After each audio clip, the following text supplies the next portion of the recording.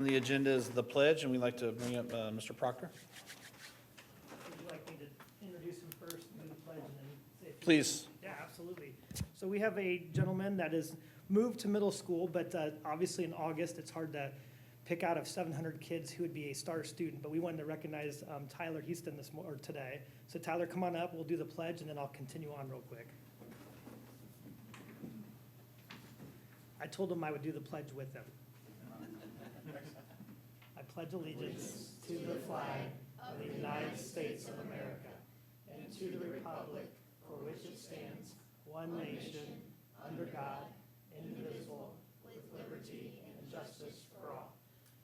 So while he's standing up here, in May, we created our first Jason Mueller Perseverance and Courage Award. Tyler was our first recipient, so I'm just going to read through the words of what we identified our Perseverance and Courage Award winner. He did receive a nice little trophy. His parents are here in attendance as well, Nathan and Angie, and he has a brother that looks just like him still in my school. So brother has to fall in some big steps. So this award, I also Mrs. Mueller's here, Mom Barb, and Jason's dad Mike are also in attendance. And following this, we also have Susan Miles from Riley because it kind of connects as well. So this award is in memory of our good friend, Mr. Jason Mueller, who lost his hard-fought battle with cancer at the beginning of the school year. As I sat with him many times during his journey, I always remember him saying that life is way too short, but just because it is hard, you never give up. Today, I see and hear these words more than ever when we stop and think about what life throws at us in the blink of an eye. Perseverance, it's defined as being persistent in doing something despite difficulty or delay in achieving success. What is the true meaning of courage? Mental or moral strength to venture, persevere, and withstand danger, fear, or difficulty.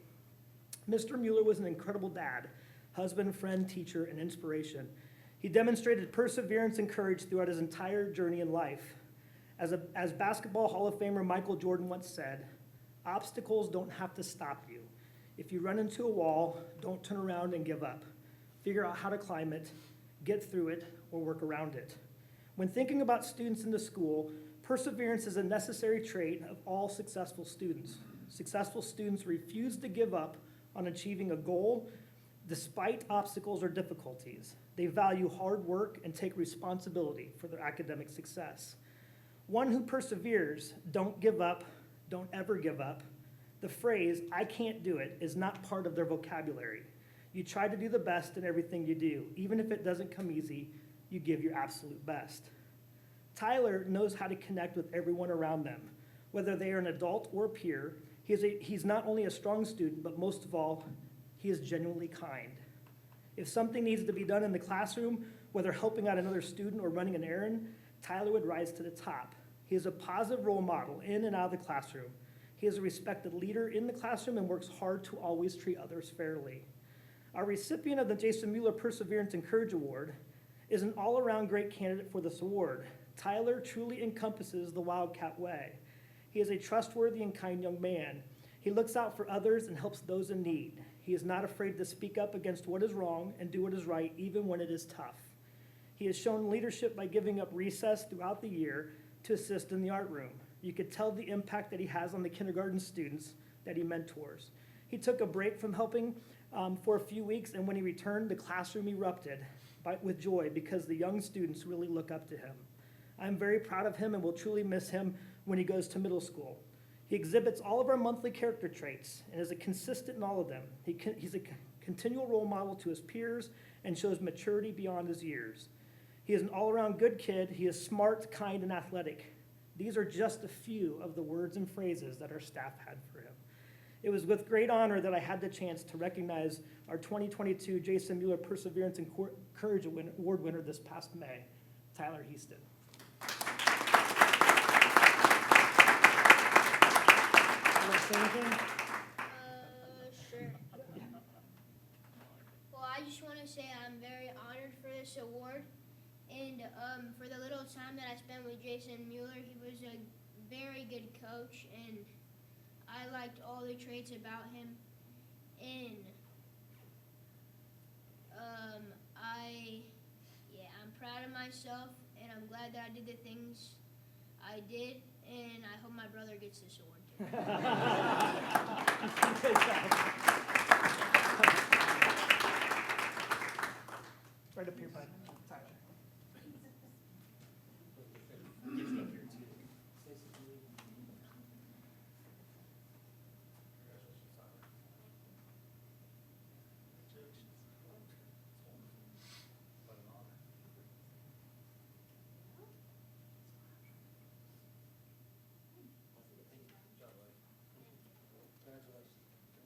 And just since I haven't been on this microphone with you guys in probably 6 years, we also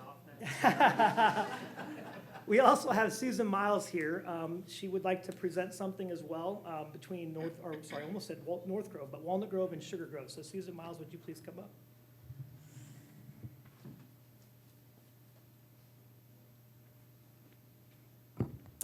Thank you. I'm honored to be here this evening. I had an opportunity to work with Jason Mueller for many, many years through his work with student councils and bringing kids to Riley and really teaching them to think outside themselves and work on behalf of others. So it's quite an honor for me to show you this wonderful license plate.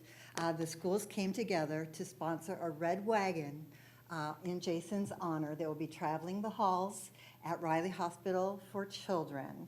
So this is wonderful, people throughout the building. This is the main method of transportation at Riley. So this is quite an honor. And I have a plate for Walnut Grove this evening, and I also have one for you as well. So thank you very much. Thank you.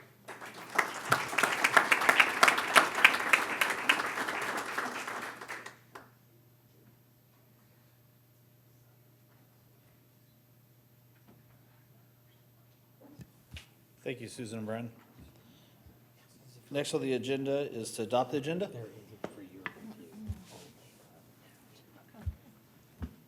it's first reading, isn't it? Need adoption. I know I said it. Mr. President, I move we adopt the agenda as presented. I second. Motion's been made and seconded to adopt the agenda as presented, excuse me. All in favor, say aye. Aye. Anyone opposed? Motion passes. Next on the agenda is reports. Thank you, Mr. Hubbard. This evening, we have a report from Community Health and Behavioral Health Services. And let's see who we have coming up. Thank you. Yes. Becky. Okay, Becky, thank you. Yes, good evening. My name is Becky Mills. I am Program Manager for Community Health Network School-Based Services, and I'm here to just report on how things have been going since our partnership, which went into effect July 1 of 2020. And I am, oh goodness, maybe. Is it not gonna work for You me? might have to, Oh, it's the, thank you. I am happy to report that while we started services or our partnership with Community 2 years ago, we started with one therapist and one life skills clinician, and it was really exciting. The other day we were sitting at our team meeting and we were like a crowd sitting around a large table, which was really nice compared to where we were 2 years ago. But just to speak to how far we've come in the last year, we started out the last school year, the 2021-2022 school year, with 5 therapists and 4 life skills clinicians. And we have grown to have 7 therapists and 4 life skills clinicians at the end of the school year. But even since then, which is really exciting to me, we've actually added a couple more life skills clinicians. So we are currently starting out this school year with 7 therapists. 6 of them are full-time, 1 of them is part-time. 5 of them are clinically licensed, which that's huge if you guys, if everyone understands the difference between a clinically licensed therapist and a licensed therapist. What that means is they can work with any payer, and so that means that more students are served. More students have the ability to be served, which is really exciting for us. So 5 of our therapists are clinically licensed, and then 2 of them are licensed, just not clinically licensed. All of our staff are working towards clinical licensure. That's an expectation of our job. It does take 2 years of supervision to obtain that licensure. So our staff who are not clinically licensed are working towards that. And then we have 7 life skills clinicians right now. So we do have 1 open therapist position, so that would put us at 8 therapists, which is really exciting for me. Almost at the point where we have 1 per building. So we're really excited about that. Within the last year, we served a total of 361 students, which is an increase from the year before, where we had served 276. Our current active list of students is at 293 students right now.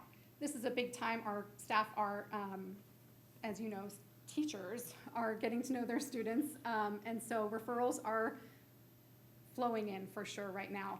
We are accepting referrals at all of our schools right now. There were times when we didn't have as many therapists and therefore had to put a pause on accepting new referrals, so we're not at that place right now, which is really exciting. So that speaks to our numbers right now. In terms of diagnoses served, I shared this information last year. It's actually almost exactly the same as where we were last year. But just to speak to a little bit of it, where we're at, anxiety and depression and the AD, attention deficit hyperactivity disorder diagnoses are the primary diagnoses that we're working with. We also have trauma-related disorders do make up a number of the students on our caseload, and then other would fall under maybe some oppositional defiant disorder, conduct disorder, those types of disorders. So obviously the range of mental health diagnoses that we serve. ACE scores, so ACE stands for Adverse Childhood Experiences. And as you can see from this graph, the green portion, 17% are those individuals that we serve who have had 0 traumatic experiences. That's what the ACE is measuring. And that scale is done at intake. The average American has 4 ACEs that they've experienced in their lifetime. And it's obviously a matter of how well we're able to deal with those ACEs that dictates really how resilient we are. So we're trying to work with the students on helping them to build that resilience. Have Hope Pathway is what community refers to as that extra level of care for those individuals who are at risk. So throughout the course of the past year, well, let me back up. Every student that we see, we do a risk assessment on every single time. That's community's way. We will ask them those hard questions. Are you having thoughts of wanting to die, of wishing you weren't here? 22 students throughout the course of the past year have been assigned to the pathway, which means that they are at elevated risk and therefore need that additional support or arms wrapped around them.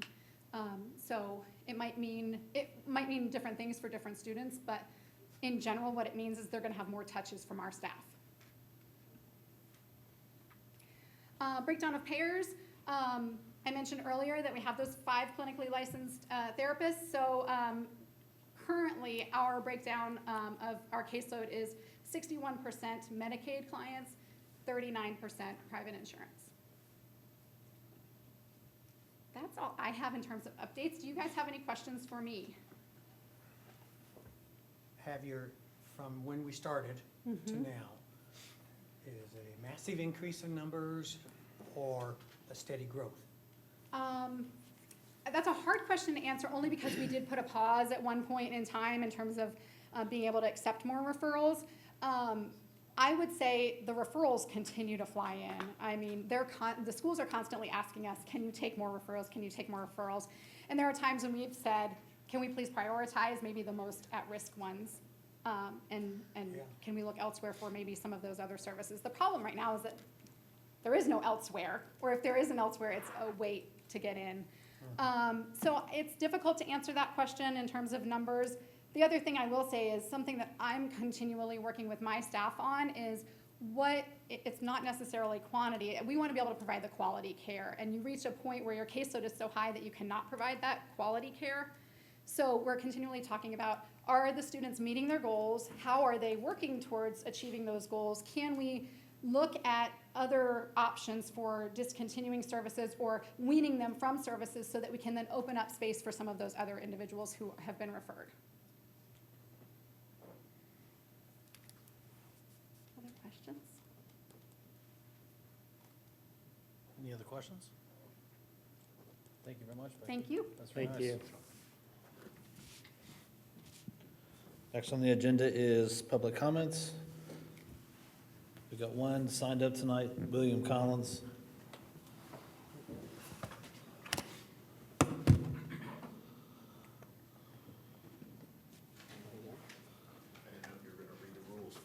Yeah, just try to keep it to 3 minutes, stay on topic, and direct your comments just to the board president, please. I'll give you a 1-minute warning. Okay. So I've got a couple different policy revisions I would like to suggest. First is the policy on public comments itself. Last year, under then Board President Jack Russell, the board bylaws were changed to censor the rightful free speech of the public and concerned parents of Center Grove students. This year, under the now Board President Joe Hubbard, who last year stood up in this very room and made what appeared to be a very sincere speech about how this building belonged to us, the public, and the seat that the board members sit in also belonged to us, and that his job, as he saw it, was not to parent our children or to make decisions for us.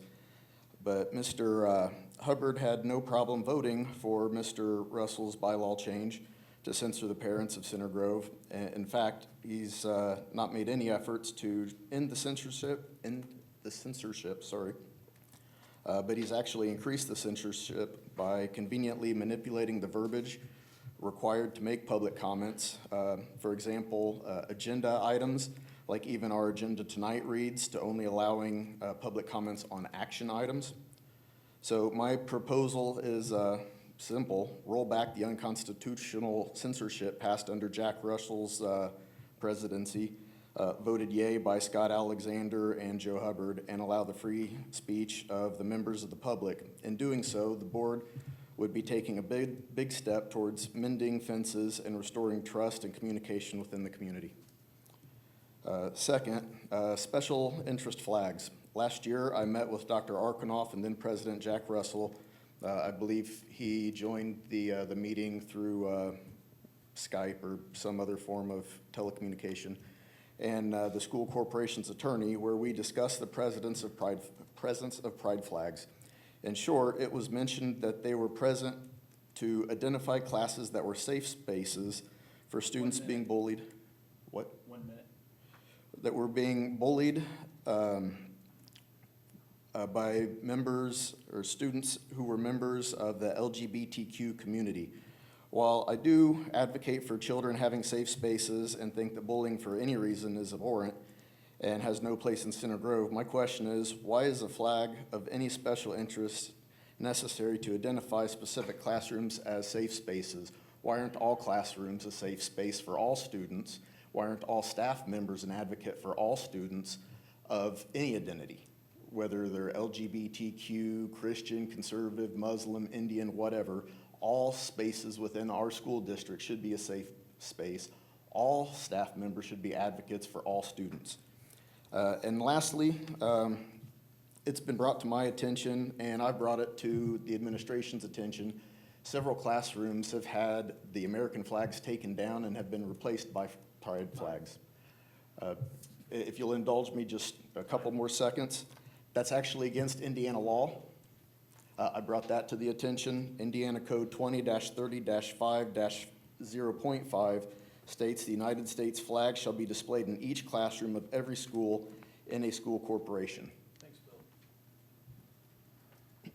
Next on the agenda is consent agenda items. Mr. President, I move that we approve the consent agenda as presented. Motion been made and seconded to approve the consent agenda items as presented. All in favor, say aye. Aye. Anyone opposed? Motion passes. Thank you. Next on the agenda is action items, 8.1. Thank you, Mr. Hubbard. This evening, we have it here next, so we have some detail for you to go through.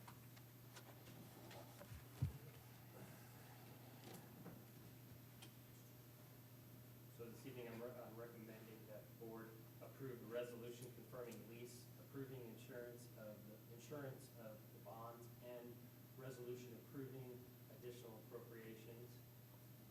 So this evening's board meeting has been appropriately advertised as an additional appropriations hearing, and this evening, oh gosh, we don't have our script. They don't have our script? It didn't come up.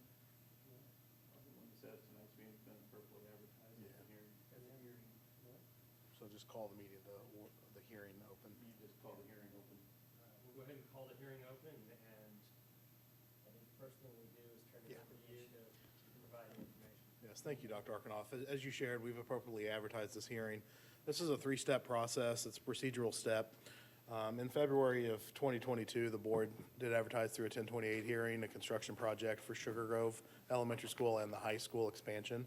And these three steps tonight, one was a lease with the building corp, the corporation for the construction of these facilities.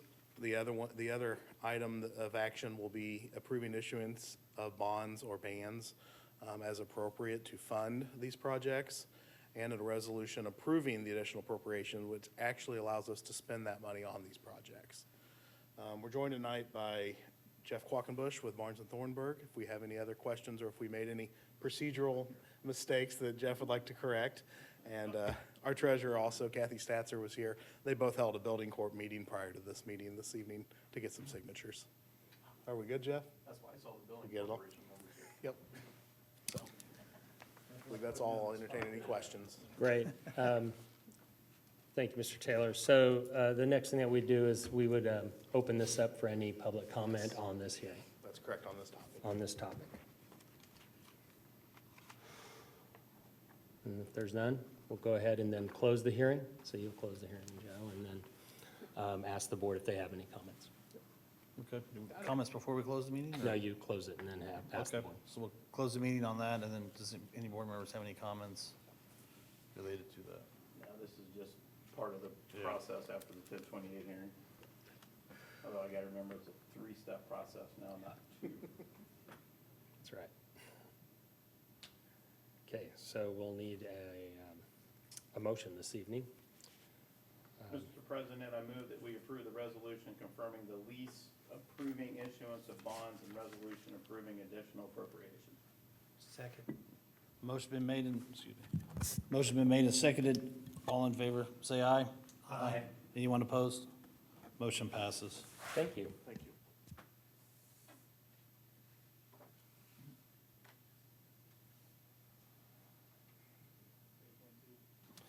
Thank you, Mr. Hubbard. This evening, item 8.2, accept request to withdraw low bid for middle school north kitchen equipment. This evening, I'm recommending that the board accept withdrawing the low bid for the middle school north kitchen equipment, and Dr. Long is going to provide you with some additional information. Thank you. On July 14th of 2022, we opened bids for Middle School North's addition and renovation project. At that time, we had 2 bids for the kitchen equipment. Bid packet number 8 for kitchen equipment only received 2 bids, with Stafford Smith being the apparent low bid. During the buying process, they discovered an error in their bid and have requested to withdraw their bid. We're recommending allowing Stafford Smith to withdraw their bid. So do we have to open this back up to No, further well, bids? the next agenda Okay, item all will address, Okay. if you approve this one, it will. Okay. So, was this an omission in the spec, or was this an omission in their bid? It was a mistake they made in their bid. What a big mistake it looks like. Yes, $111,000 to $110. Or $12. Normally we catch this kind of stuff. well, and we did do a D-scope with them and went through all that. They didn't notice it again until they started ordering the equipment and with the manufacturer. And I'm reading ahead, but if it would have been the correct amount, they would not have been a little better. Correct. Did we open this back up for everybody to rebid? We don't need to. I know we don't need to, but should we have? Well, we only had 2 bids for that, and so we're going to take the second one if the board approves this.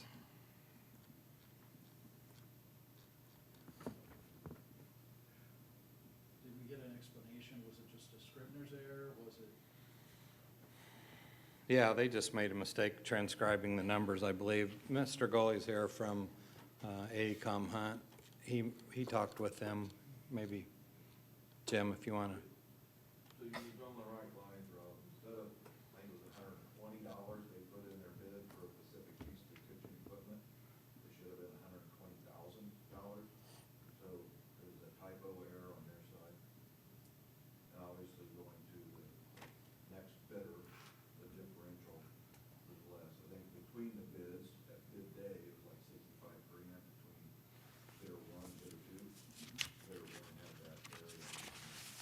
How time sensitive is the kitchen equipment? Right now, we believe that we get approval, that we can still hit our timeline even with the second bid. So we went through all that, lead time of that Pacific equipment is, we're still looking good to meet that first bid.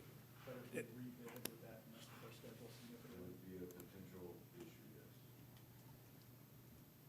So we're just trying to make the best of a bad situation. It makes you feel better. We haven't signed the contract with them yet.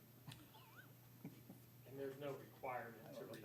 Feel better. There's no law or requirement that we have to pre-put this out there. No, I don't believe that to be No. the case. No. I think especially since they withdrew their bid, and we only have one bidder out there now. Right. And we did this on another previous, or we're getting ready to do it again on Central, so those been the two bidders that we've been basically interested in bidding the work. So if we pay another $65,000 for this kitchen equipment, are we still within budget? Yes. And I know that's our next motion. Our first motion is to let this one go, the next motion is to approve this.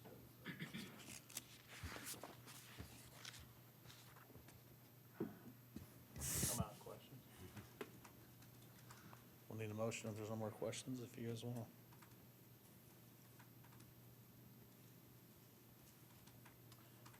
I'll move that we accept the MSN, sorry, wrong agenda item, I moved ahead. I move that we approve accepting the request to withdraw the low bid for the MSN kitchen equipment. I'll second. Motion been made and seconded. All in favor, say aye. Aye. Anyone opposed? Motion passes. Thank you. 8.3. So 8.3. Spoiler alert. Yes. Motion to accept the bid for the middle school. It was hard to North consider kitchen. one without the other. So I'm recommending that you accept that. Dr. Long provide you with any additional information that you might have. Based on the action the board just took to allow Stafford Smith to withdraw their bid, we are recommending taking the bid from the next and only bid for kitchen equipment from C&T Design and Equipment. The bid tab's attached to it, you can see.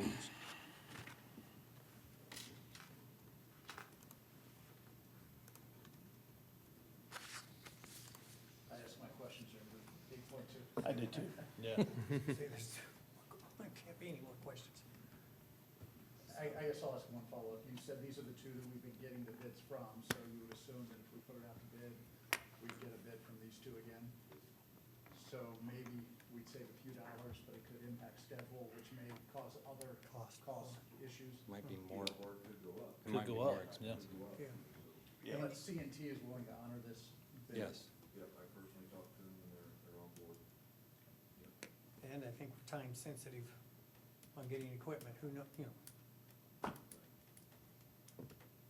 So, We'll have another similar bid package come out on Central. I know it's another project issue. So kind of those bids in I bet, the end of the month or something. I bet Stafford's bid's correct this time. So, one would hope. Well, That's true. I move that we accept the bid for MSN kitchen equipment. Thank you. Motion's been made and seconded. All in favor, say aye. Aye. Is anyone opposed? Motion passes. Thank you. 8.4. Thank you. 8.4. This evening is the first reading for Thanks, Jim. proposed policy revisions. Yes, thank you. In your packet, you have a summary sheet of the first reading. Tonight does not require any board action, as you'll just be reviewing them. Most of, if not all of the revisions, with the exception of one policy, which I'll bring up here, are mostly just clerical changes. Policy 0167.3 was rewritten by Neola and, of course, the school board. That is public participation at board meetings. The verbiage changed, as you all have reviewed. Probably the most significant change to the policy is in the presiding officer shall be guided by the following rules. B, anyone having a legitimate interest in action items of the board may participate during public meetings. That has been taken out. Now it is just based on the board agenda, period, anything on the board agenda.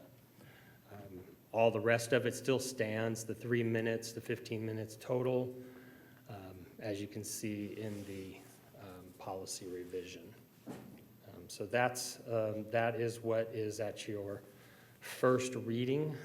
The rest of the policy revisions are on your summary sheet. So just wanted to make sure you saw that. This language change complies with the new law and does open up for more conversation with the community of the whole agenda as opposed to just action items. And policy 0167.3 has been reviewed by legal counsel. That is correct. It has. And Neola has a whole series of attorneys that puts this together for us. And Okay. yeah, and of course, all of you have weighed in on these, but this is your first reading. Any other questions? You just as a reminder to the board, you can go into the board docs, look at the policies, and under drafts, you'll be able to see those green line and red line changes. Is there any questions on any of the other policy summaries? I know that was the one that had probably the most significant impact. And there's no action to take tonight, right? That is correct. Next month, we'll bring it back for the second reading, hopefully final reading. There, the board can take action.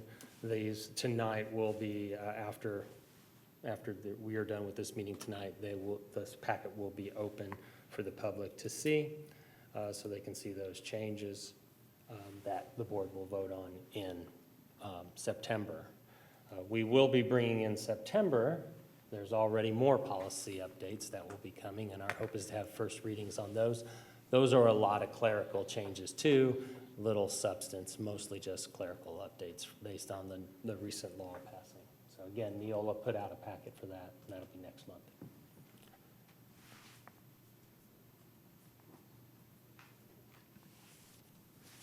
Any other questions? Policies? Okay. That's all I have this evening. Like I said, no actions required. Thank you, Dr. Arkaroff. Next on the agenda is announcements. Dr. Arkaroff, you want to go over those? Sure. So we've got 3 announcements from the board this evening. First, August 23rd, 2020, that's the next week, the board community tour at Pleasant Grove Elementary. That will be at 7 p.m. in the cafeteria. Again, the board has asked for a minimum participation of at least, I think it's 20 folks or so. And so we have RSVPs out for that. If for some reason we don't get that, we had to cancel the last one because we had limited interest in attendance, then the board will send out a cancellation. That'll have to happen by the end of business tomorrow. Is that correct? Because we have to advertise appropriately to cancel that meeting. So if you get less than 20, do you send those people an individual message and say, we'd be glad to meet with you individually, or? How did you send that out, Stacy? Went out to the whole corporation that we canceled it and that we would, and of course, the board's always happy to meet with folks one-on-one or in small groups, just Okay. can't meet 3 at one time. Okay. So, and of course, administration is always happy to meet with anyone. So. And next is September 22nd is your executive session at 6 p.m. here in the central office. And then finally, the regular board meeting in September, on September 22nd at 7 p.m. here in this room. And I think with that, that's all I have. Do we need to adjust the exec session for the 22nd to 5 o'clock? That would probably be good if we could do that, based on the information we discussed earlier today. Correct. Is everyone able to do that? 5 o'clock at the next meeting. At the next, September 22nd. If you can look at your calendars and make sure you can come earlier. Joe? I'll have to get off work.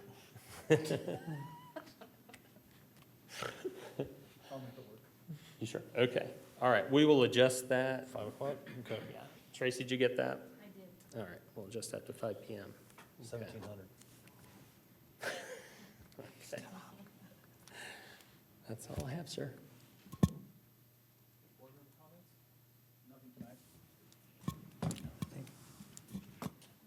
Greenwood Redevelopment Commission, the Greenwood continues to attract new businesses. They're continuing with the revitalization of downtown. Quite a bit of TIF money was spent on that at the last meeting, so things are continuing to progress forward. My appointment to that redevelopment commission was up July 1. I haven't talked to the mayor about it, but I got an email asking if I wanted to recommit to that, and I had planned to unless the board has an objection to that. I was gonna have a conversation with Mayor Myers first, but I guess I do have something. You reminded me. I have been reappointed to ISBA for Region 8. I sent you a picture of the new flooring, which is wonderful when you see it in person, because it's the earlier Trojan head that so many decades knew about. That whole lobby there, Mr. Long, Dr. Long's done a great job. They have new display cases. It will really come into play, I guess, you can explain it better, but when we build the new hallways and buildings, that lobby, my concern was that we weren't gonna have much traffic there, but we will. Yeah, that'll be the Yeah. primary entrance, once we add the addition and So we went and saved some old trophies before they hit the waste basket. So anyway, it'll be a good area for the kids to see history of Center Grove. and then the only other additional thing I had was the reason for moving the exec session. I'll be sending to the board members the information for Rich's review Okay. once I get the goals. So the board is working on Dr. Arkanoff's annual review.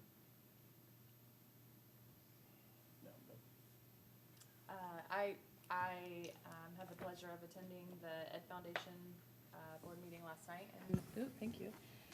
They did get some new members, but I thought it would be good to maybe help Jen and let you guys know that she does have a purse bingo for the ladies, October 26th. There is a new event, it's a trivia night. Look at you all smile. I know, but it's See, fun. first bingo and It's you all fun. light up. I know. It doesn't have to be ladies if men want to go too. Trivia night, you can have some nice presents for the ladies. 2020. So trivia night is a new event that they're going to host January 27th. And then, of course, the Gala for the Grove, or Gala, whatever you prefer to call it, is April 22nd. So, and that's back at the Indiana Roof. So, and then they're now preparing for their fall grant cycle too, for the teachers. That opens up October 1st.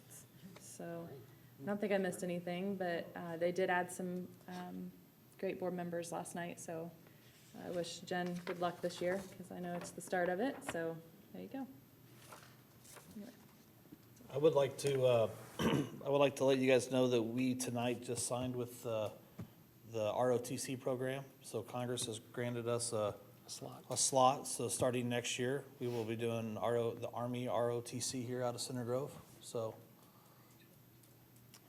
It's been a long time coming. We've yeah, been working it's on that. So. a lot of hard work behind the scenes on that, and I want to thank Dr. Arkanoff Yes. for the diligence Yeah. on this, because this journey began Years ago. almost a I was gonna say, decade it's ago. been years. I was just a young kid when I started. I had more hair when you I was gonna say you had hair. so I think that's wonderful. It's another great thing for our kids. So Yeah, absolutely. Do you have anything Yeah, else? I have one other item. I think it's okay to say tonight, Stacy, about the Walnut Grove teacher. Is that correct? That's public knowledge? Yes, so congratulations to Mrs. Rachel Klein, who is a second grade teacher at Walnut Grove. She was our teacher of the year last year, it is, and she is now in the top 25 for the state of Indiana. So good luck to her as she goes on to that next level. So. That's great. Cool. There's no other comments from the board or anybody up here? Well, meeting adjourned.